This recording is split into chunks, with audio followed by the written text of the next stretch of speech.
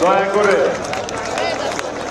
এদিকে আরো 3টা থেকে 4টা বাস রয়েছে, এই বাসগুলি আমরা পাস করে দিব। আমরা আজকে আমাদের প্রিয় অভিভাবক বিএনপির ভারপ্রাপ্ত চেয়ারম্যান দেশনায়ক তারেক রহমান দীর্ঘদিন পরে আমাদের মাঝে আসবেন, এই মঞ্চে কথা বলবেন।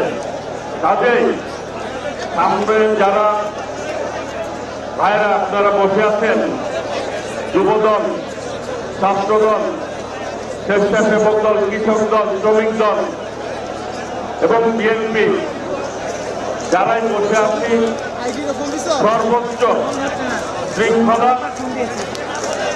আমরা বজায় রাখবো নাকি ভাইরা? শৃঙ্খলা কি বজায় থাকবে? থাকবে? হাত তুলে দেখাই থাকবে? সবাইকে হাত তুলে বলতে হবে নেত্রী আছে, ওই হাসিনা পালিয়ে গেছে নেত্রী আছে, জোরে করে বলতে হবে নেত্রী আছে, সবাইকে ধরতে হবে নেত্রী আছে।